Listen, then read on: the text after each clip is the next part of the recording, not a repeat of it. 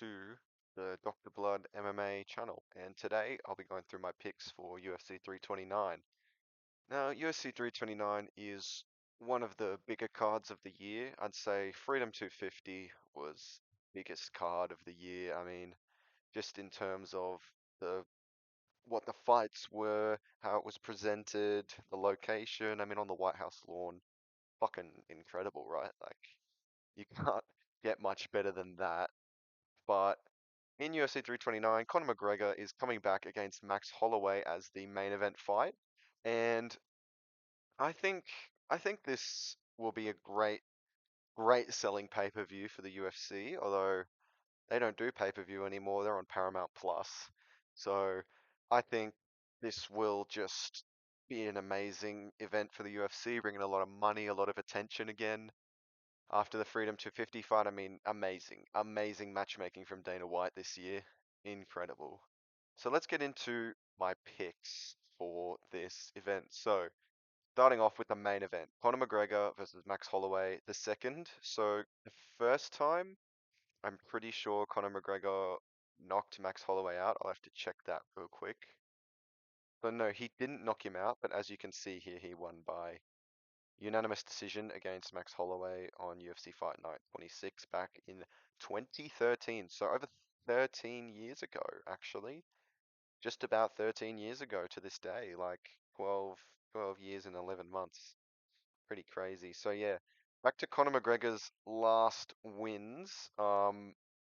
His last win in professional MMA in the UFC was Donald Cerrone, old man Donald Cerrone on UFC 246, and then he got um, knocked out by McGregor, knocked out by Dustin Poirier, sorry, in round two, and then Dustin Poirier broke his ankle. He stepped back on his ankle, I remember this, and he broke it. Um, and since then, he hasn't fought in 5 years, almost 5 years to the date.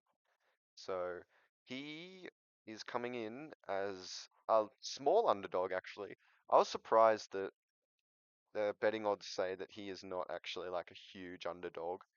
It's about a 53-47 for Max Holloway, like, but I just don't think he can get it done. I mean, unless he got in Max Holloway's head during that incredible press conference, I don't think McGregor gets it done. So I have Holloway knocking him out in round one. The pressure will be too much. He'll get punched a couple times. He'll probably be on the back foot a little bit after that, and then Max Holloway just knocks him down, gets a few ground and pound hits in, finishes McGregor off in round one.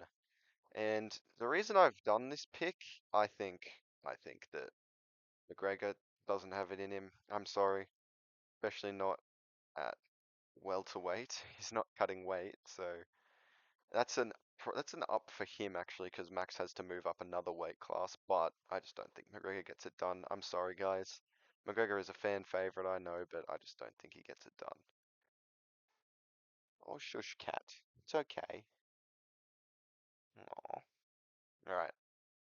So my next pick, I have Benoit Saint Denis beating Paddy Pimblett by decision. Now the reason I've picked decision is because, as we all know, Paddy Pimblett doesn't have a lot of brain, so when he gets hit, he doesn't actually like feel it. So I don't think Saint Denis has the power to knock him out. We saw him against Justin Gaethje.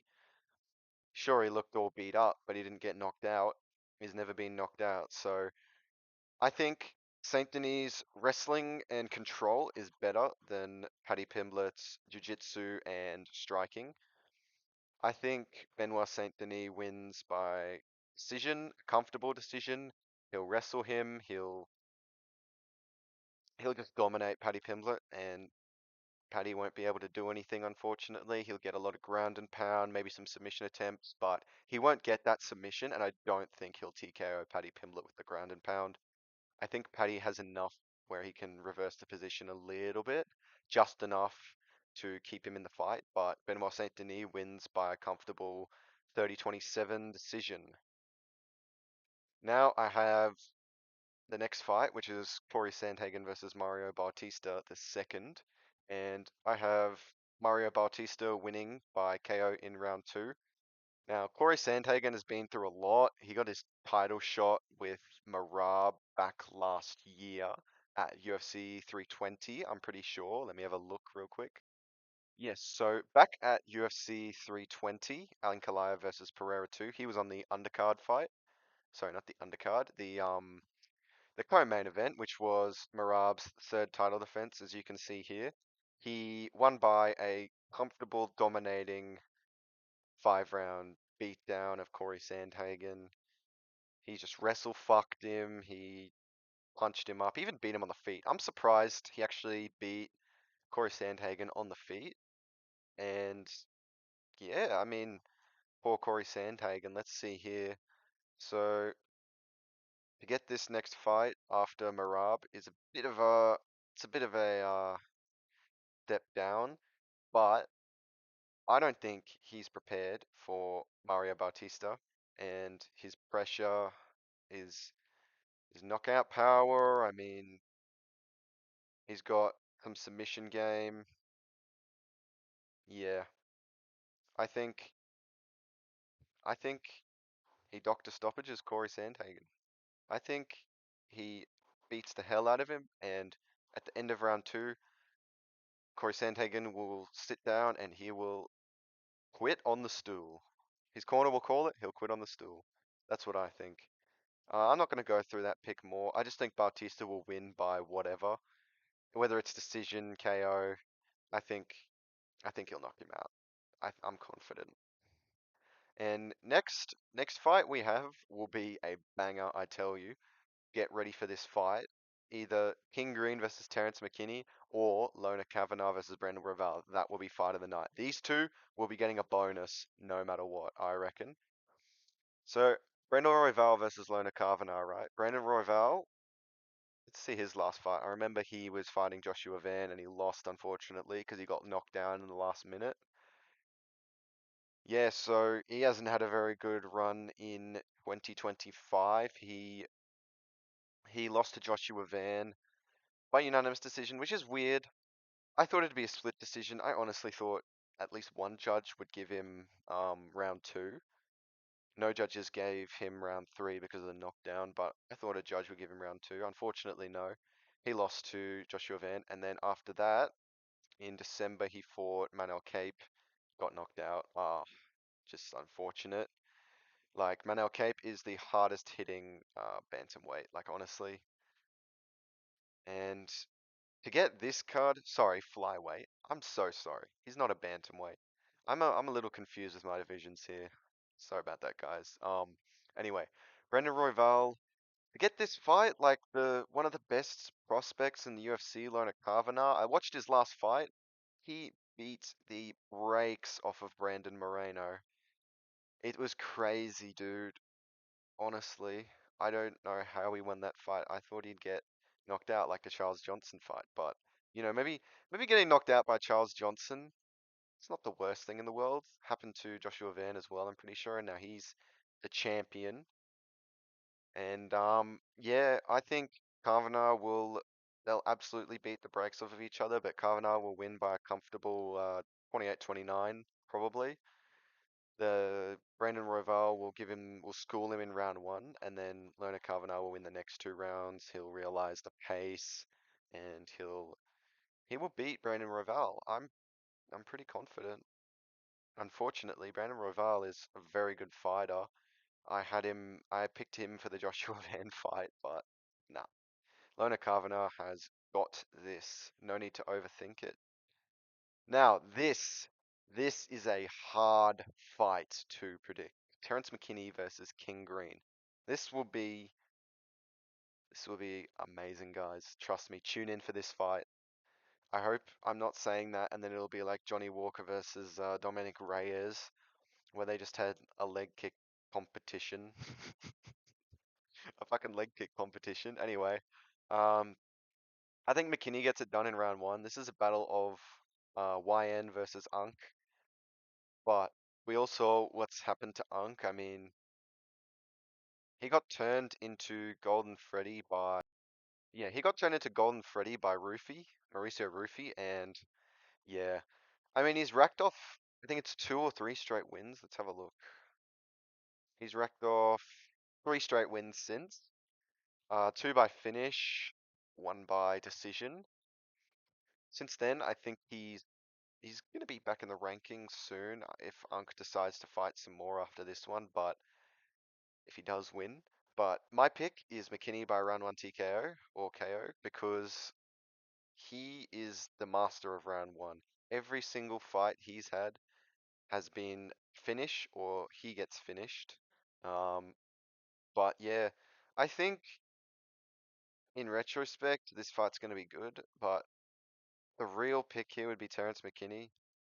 He'll get it off to a fast start. He'll use his power. Probably give King Green a left hook to the mouth and then knock him down, give him some punches, and it'll be over. You know, round one TKO for McKinney. This fight is either way, to be honest, but I'm leaning McKinney here. He's younger, he's probably faster. He's a good guy. I'll pick McKinney here. And then for the next fight, I don't know how this was on prelims, honestly. I think this fight should be on the prelims, but whatever. Robert Whitaker versus Nikita Krylov. Alright, Robert Whitaker versus Nikita Krylov. This was a hard one to pick. Robert Whitaker obviously moving up to light heavyweight from welterweight. Middleweight, sorry guys. Robert Whitaker moving up from middleweight to light heavyweight after losing the belt, winning a few, losing a few, becoming a kind of a gatekeeper. Nikita Krylov, I don't really know a lot about him. I haven't watched much of his fights, but I know he's going to be a challenge for Robert Whitaker, especially because they're both pretty old, but I think Robert Whitaker edges it out. He gets a round two KO because Rob Whitaker, he's obviously the more experienced fighter, a former champ. Nikita Krylov hasn't really proven himself. As we can see here, after he's come to the UFC, his only real good wins are Johnny Walker, Gustafsson, and Ryan Spann, if you want to count that. He's not really like a good light heavyweight. He's lost to all this elite competition, like Jan Blauschwitz and Glover Teixeira, Paul Craig, Ankalaev. Like, he's good, but he's not great. He'll beat the crap out of the bad fighters, and then the good fighters he'll lose to. So I think Robert Whitaker gets this done and dusted, bro, in 2 rounds. Now the reason I think this is because obviously Robert Whitaker is a good fighter, but unfortunately he's on a two-fight losing streak. Hamzat Chimaev, to be fair, very, very elite competition. I think Hamzat he just, you know, I face crank 3 minutes in, pretty good. And then lost to Renier de Ritter. Renier de Quitter, I don't know how he lost to Renier de Quitter, but whatever. Yeah, ever since he lost the belt, you know, not been too bad of a run for him. He lost to Adesanya, Dricus du Plessis, Hamzat and Renier de Ritter. Apart from that, won every other fight. Kevin Gastelum, Jared Cannonier, Marvin Vittori, Paulo Costa. Pretty good competition. Not elite, but good. And obviously, just based off that, I think his pressure with his punching, he will absolutely decimate Nikita Krylov, get it off to a fast start in round one, and then eventually probably get a knockdown and ground and pound TKO Nikita Krylov in round two. Right, unless it's elite competition, Robert Whitaker is going to beat you probably. So Nikita Krylov, I'm sorry. I'm also very biased because he's Australian. I'm Australian. But yeah, Nikita Krylov is not going to survive Robert Whitaker on this card. And now we have everybody's least favorite fighter, Gable Steveson versus Alicia the Snack Panther Ellison. And I have Ellison by decision here. He's just going to school Gable Stevenson. We haven't seen much of Gable Stevenson, obviously. Like, his MMA record, not that good. Not that good at all. Yeah, like, we haven't seen much of him at all. You know, he hasn't made it past round one. We don't know what his cardio is going to be like. Obviously, he's an elite level wrestler, but I don't like the guy at all. Look up Gable Stevenson loophole if you don't know. Um, yeah. Ugh. I don't like Gable Stevenson. Alicia Ellison, I haven't seen much of him either. Obviously, he's not a known well fighter. He's 0-1 in the UFC, KO'd from top position, but it's not like he's a bad fighter. He's 5-2 in all MMA competitions. And yeah, I just don't like Gable Steveson. But obviously, Alicia Ellison does have that UFC experience, and Gable Steveson doesn't have many fights. I think Alicia Ellison gets it done by decision. Gable Steveson gasses out after the first round or halfway into the second round after he puts some pressure on him, and then Alicia Ellison can get to work, doing whatever he does. I haven't seen much of him, so I don't really know what he does, but if anything, I think he's a stand-up guy, so he'll probably just school Gable Steveson on the feet and stuff all his takedowns, and the Snack Panther will get the victory here. And people will realize that Gable Steveson isn't that good. Obviously, nobody likes him, but also he's just not that good. So I think Alicia Ellison gets it fucking done. Moving on to the next one, we've got Adrian Yanez versus 25-minute blood. Yeah, 25-minute blood gets it done by decision. Last time I watched his last fight, he lost it, but he got kicked in the nuts so much by what's his name, the Chinese guy, I think. Yeah, Long Zhao. He got kicked in the nuts so much by Long Zhao, he actually won. And apart from that, he's like 0-3 in his last three, technically. But I think he gets it done. Adrian Yanez, I think he hasn't had a UFC fight. Oh no, he has a few UFC fights. His last fight was a draw with Ricky Simone. Apart from that, he's gone 1-3-1 in his last five fights. So not really anything to be proud of. And he doesn't look very good at all. I mean, he won the Contender Series fight. He's been on LFA. Just not that good of a fighter, to be honest. I'm sure Adrian Yanez is pretty good. I mean, he's a pretty good, looks like he's a pretty good striker, but I don't know much about him, and I know a lot about Mr. No Love, Mr. 25-minute Cody Garbrandt. I think he gets it done, honestly. All right, Kai Kamaka the third versus Luke Riley. This was a hard one to pick, but I've got Luke Riley by split decision. I don't know a lot about Kai Kamaka, but I watched Luke Riley's last fight and he looked really good. He's an undefeated guy. He decisioned Michael Aswell. Really good fighter. And I don't know much about Kai Kamaka, but he's only 2-2 in the UFC.